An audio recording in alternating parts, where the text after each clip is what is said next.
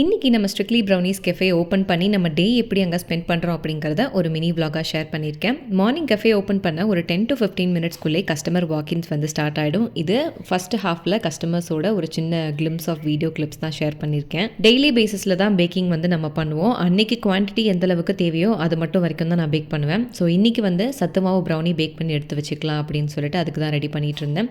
நம்மக்கிட்ட both egg and eggless ரெண்டுமே அவைலபிளாக இருக்குது. இன்னொரு பெங்களூர் பேஸ்ட் கஸ்டமர் வந்து 1/2 kg ப்ரௌனி ஆர்டர் வந்து பிளேஸ் பண்ணியிருந்தாங்க. ஹஸ்பண்ட் வந்து ஈவினிங் பிக் பண்ணிக்குவாங்கன்னு சொல்லிட்டு, ஸோ இது ரெடி பண்ணி முடிச்சதுக்கப்புறம் அந்த ப்ரௌனியுமே வந்து ரெடி பண்ணி வச்சிடணும். இந்த மாதிரி பிக்கப்புக்குமே வந்து 2-3 ஆர்டர்ஸ் நமக்கு கண்டிப்பாக ஒரு நாளைக்கு பெங்களூர் லொக்கேஷனுக்குள்ளே வந்து நார்மலாக ஒரு கஃபேக்கு ப்ரௌனி கேக் சாப்பிட போகிற மாதிரி ஒரு ரேண்டம் கஸ்டமர் வந்து ப்ரௌனி ஆர்டர் கொடுத்தாலும் சாப்பிட்டு பார்த்துட்டு இது ராகியில் பண்ண மாதிரியே இல்லை, ஹெல்த் மிக்ஸ் மாதிரியே இல்லையே, ரொம்ப சட்டிலான ஸ்வீட்டோட சூப்பராக இருக்குது அப்படின்னு சொல்லுவாங்க. ஒரு 3-4 கஸ்டமர்ஸாக சேர்ந்து வந்தால் கூட முதல்ல ஆர்டர் பண்ணும்போது ஒரே ஒரு பிளேட் ப்ரௌனி தான் ஆர்டர் பண்ணுவாங்க. அது சாப்பிட்டு பிடிச்ச அடுத்த செகண்டே பார்த்தீங்கன்னா சிஸ்லிங் ப்ரௌனி இல்லை brownie with ice cream, brownie waffle இந்த மாதிரி டக்குன்னு ஆர்டர் பிளேஸ் பண்ணி சாப்பிட்டுட்டு போவாங்க. நம்ம brownies all over India shipping பண்ணிட்டு இருக்கோம். உங்களுக்கு ட்ரை பண்ணி பார்க்கணும் அப்படின்னா ஸ்க்ரீனில் இருக்கிற வாட்ஸ்அப் நம்பரில் மெசேஜ் பண்ணிங்கன்னா ஆர்டர்ஸ் பிளேஸ் பண்ணிக்கலாம்.